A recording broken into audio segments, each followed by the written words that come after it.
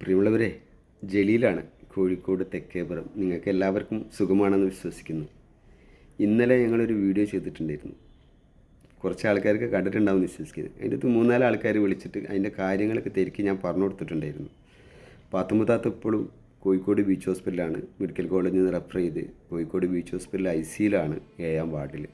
മാഷാ അല്ലാഹ്, എന്തോ പുണ്യം കൊണ്ട് ഇപ്പോഴും ജീവനോടുണ്ട്. ക്രിട്ടിക്കൽ സ്റ്റേജാണ്.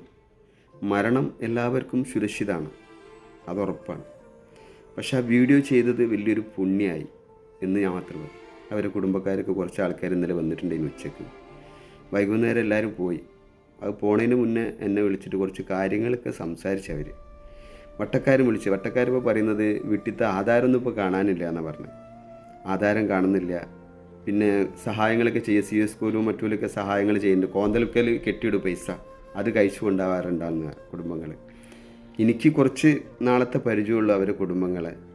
അത് വലിയ 2 ദിവസം മാത്രം 1-2 പ്രാവശ്യം ഞാൻ അവരെ വീട്ടിൽ കണ്ടിരുന്നത്. അപ്പോൾ എനിക്ക് അവരെ കുറിച്ച് ഇപ്പോൾ നല്ലതൊന്നും പറയാനില്ല. അതായത് ഇന്നലത്തെ ഈ സ്റ്റേജും കൂടി ആയപ്പോൾ. കാരണം അവർ നമുക്ക് മെഡിക്കൽ കോളേജിൽ പോകുമ്പോൾ ഒരു 10 രൂപ തന്നിട്ടുണ്ടായിരുന്നു. പിന്നെ ഈ ബൈസ്റ്റാൻഡർക്ക് കൊടുക്കാൻ ഒരു 10 രൂപ 20,000 രൂപ തന്നിട്ടുണ്ടായിരുന്നു. ആ 20,000 രൂപ എന്താക്കിയെന്നാണ് അവർ ചോദിക്കുന്നത്. ഏറ്റവും വലിയൊരു നിധിയാണ് അവിടെ കിടക്കുന്നത്. അതിനെപ്പറ്റിയൊരു ട്രീറ്റ്മെൻറ്റ് എങ്ങനെയുണ്ട്? സുഖമാണോ? കണ്ടീഷൻ മോശമാണോ? അതിനെ പറ്റിയിട്ട് ആ മരുന്നിൻ്റെ ഷീറ്റും കൂടിയിട്ട് ഞാൻ വാങ്ങിക്കോളാം, ആ ഡൈപ്പർ ഞാൻ വാങ്ങിക്കോളാം, ആ ചായ ഞാൻ വാങ്ങിക്കോളാം അറിഞ്ഞിട്ട് ഒരു കുട്ടി തന്നിട്ടില്ല. സത്യമായിട്ട് ഇന്നലെ പോലും എല്ലാവരും ഉള്ള ടൈമിൽ ബ്ലഡ് ടെസ്റ്റ് ചെയ്യാണ്ടായിരുന്നു. ഇന്നലത്തെ ഞായറാഴ്ചയാണ് കേട്ടോ. അവിടെ ഒരു ബ്ലഡ് ടെസ്റ്റ് ഇല്ല. അറ്റ്ലീസ്റ്റ് 300 രൂപ ആവുള്ള ആ ബ്ലഡ് ടെസ്റ്റിന്. അവിടെ എത്ര ആൾ നിൽക്കുന്നുണ്ട്. ഒരാൾ മുന്നോട്ട് കയറിയിട്ട് ഞാൻ കൊടുത്തോളാം എന്ന് പറഞ്ഞിട്ട് വന്നിട്ടില്ല. ഈ അപകടം എന്ന് പറഞ്ഞാൽ വീട്ടിൽ നിന്ന് വീണ ടൈമിൽ രാത്രി 12 മണിക്ക് അവരുടെ കുടുംബത്തിലെ 3 ആൾക്കാരായിട്ട് വിളിച്ചിട്ടുണ്ടായിരുന്നു. തല അടിച്ചതാ. 3 ആൾ 12 മണിക്ക് വിളിച്ചിട്ട് പോയിട്ടില്ല. നേരം വെളുക്കണ വരെ അവിടെ എത്തിയിട്ടില്ല. ആ ടൈമിൽ കൊണ്ടുവന്ന് വെച്ചാൽ ബ്ലഡ് കട്ട പിടിക്കില്ലായിരുന്നു. ബ്ലഡ് ടോട്ടായി. അവിടുന്ന് ബീച്ച് ഹോസ്പിറ്റലിലേക്ക് അവർ കൊണ്ടുവന്നതല്ല, ഞാൻ കൊണ്ടുപോയതാ. ആദ്യം അവർ അതൊക്കെ അവിടെ കട്ടെ. എന്നിട്ട് അവിടുന്ന് ഒരു TT സ്കാൻ എടുത്തത് 1000 രൂപയായി. 1300 രൂപ ഒരു 10 മിനിറ്റ് കൊണ്ട് അവർക്കായി. അവിടുന്ന് ഒരു ഇക്രയിലേക്ക് കൊണ്ടുപോകാൻ വേണ്ടി പോയതിന്. കൊണ്ടുപോകാത്ത എത്ര നന്നായിട്ടുണ്ടാവുമെന്ന് ഞാൻ ആലോചിക്കുകയാണ്. ഇപ്പോൾ പാത്തുമ്മത്താത്ത ജീവനോട് ഉണ്ടാവുന്നത് നമ്മളെ കസ്റ്റഡിയിലായതിനെ കൊണ്ട് മാത്രമാണ്. എല്ലാം അവർ കുടുംബങ്ങൾക്ക് ഒരിക്കലും ഞാൻ അവരെ ശത്രുവില്ല. എൻ്റെ ആരെല്ലോ ആണ് വെച്ചിട്ടാണ് ഞങ്ങളിപ്പോഴും നോക്കുന്നത്. നമ്മളൊക്കെ ആരുമില്ല, നമ്മൾ നിൽക്കുന്ന ഓരോരുത്തരും ഇതുവരെ നിന്നത് അങ്ങനെയാണ് കരുതുന്നത്. അവരെ മലമൂത്ര വൃത്തിയാക്കുമ്പോഴും അതിനൊക്കെ നമ്മളൊരു വേറെ കൊടുക്കേണ്ട പൈസ, അത് കൂടാണ്ട് മനസ്സെന്നുള്ള സംഭവം ഒന്ന് വേറെ ഉണ്ട്. അതെന്ന് വെച്ചാൽ ആരുമില്ലാത്തവർക്ക് ആരെങ്കിലും ഉണ്ടാവും ഒരു തുണായിട്ട്.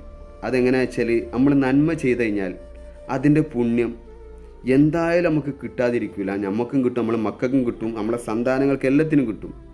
പക്ഷെ തെറ്റ് ചെയ്ത് കഴിഞ്ഞാൽ, ഞാൻ വീണ്ടും വീണ്ടും പറയും, തെറ്റ് ചെയ്ത് കഴിഞ്ഞാൽ എൻ്റെ മക്കളെ അനുഭവിക്കാണ്ട് നിങ്ങൾ ആരും തന്നെ പോവില്ല. ഞാനടക്കം പറയുന്നത്, തെറ്റ് ചെയ്തിട്ടുണ്ടെങ്കിൽ അനുഭവിക്കാണ്ട് പോവില്ല. മരണം എല്ലാവർക്കും സുരക്ഷിതമാണ്, എല്ലാവർക്കും.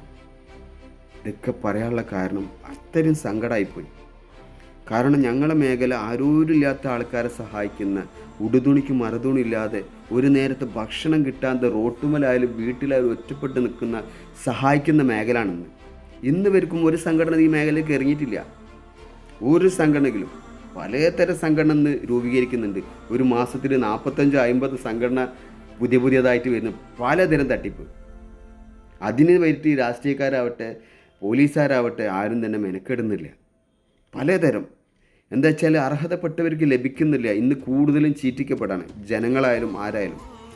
അത് വേറെ മേഖല തന്നെ, ഇതിലേക്ക് കിടക്കാം. അപ്പോൾ 20,000 രൂപ തന്നിട്ട് എന്നോട് ചോദിച്ച ചോദ്യം അതെന്താക്കിയെന്നാണ് ചോദിക്കുന്നത്. അപ്പോൾ ഞാൻ പറഞ്ഞു, അത് കണക്കൊക്കെ ഞാൻ നിങ്ങൾക്ക് തരാം. ഇപ്പോൾ അവരത് എന്തെങ്കിലും ഉണ്ടെങ്കിൽ നിങ്ങൾ കൊടുക്കി. കാരണം ടൈം വൈകിട്ടാണ് ഭക്ഷണങ്ങളായാലും മരുന്നായാലും കൊടുക്കുന്നത്. കാലിയാണ്, കടല നല്ല ഇളക്കാണ്. മുങ്ങാൻ കല്ലുമ്മക്കായൻ്റെ സീസൺ കഴിഞ്ഞിട്ടുണ്ട്. പൈസ പോക്കറ്റിൽ വെച്ചിട്ടില്ല. ആരാൻ്റെ കയ്യിൽ നിന്ന് ഒരു 10 രൂപ തൊട്ടെ ഇതാക്കട്ടെ. ഒരു ബാസ്ലൈറ്റ് കൊണ്ടുപോയി വെച്ചിട്ട് നിങ്ങൾ തന്ന് 10 രൂപ ഒരു ബാസ്ലൈറ്റ്, സൈഫുന്നിസിൻ്റെ ബാസ്ലൈറ്റ് കൊണ്ടുപോയി വെച്ചിട്ടാണ് കുറച്ച് കാര്യങ്ങൾ മെഡിക്കൽ കോളേജിൽ ചെയ്തത്. നിങ്ങൾ 10 രൂപേൻ്റെ കാര്യം പറഞ്ഞല്ലോ, ആരും തന്നെ മരിച്ചിട്ടില്ല. ഇവിടെ കോപ്പറേറ്റീവ് ബാങ്കിൽ കൊണ്ടുപോയി വെച്ചിട്ടാണ് കുറച്ച് കാര്യങ്ങൾ ഇതാക്കിയത്. ഇപ്പോൾ ഞാൻ എൻ്റെ അളിയനോടടക്കം കാക്കച്ചി അഹമ്മദ് എന്ന് പറയും, ചീപ്പിൻ്റെ ആര്യസിൻ്റെ വണ്ടി 25,000 റുപ്യക്ക് പണയം വെക്കണമെന്ന് ചോദിച്ച്. ആർക്കും വേണ്ടിയിട്ടെന്നറിയോ? എൻ്റെ കൂടപ്പുറപ്പിനായി നിൽക്കണ പാത്തുമ്മത്താത്തുണ്ടല്ലോ, അവർക്ക് വേണ്ടിയിട്ടാണ്. നോക്കണം. ഇതേമാതിരി ആരും നോക്കിയിട്ടുണ്ടെന്ന് പറഞ്ഞാൽ ചോദിക്ക്. റോട്ടിൽ ഒരുപാട് അനാഥകൾ കിടക്കുന്നുണ്ട്, ചോദിക്ക്. ജലീൽ ഇന്നും കടത്തിലാവാനുള്ള കാരണം എന്തായാലും ഈ സംഭവം വേറെ തന്നെയാണ്. ഒരു 3 ലക്ഷം രൂപ 3 ലക്ഷം രൂപ ഈ ഓഫീസിന് കൊടുക്കാനുണ്ട്.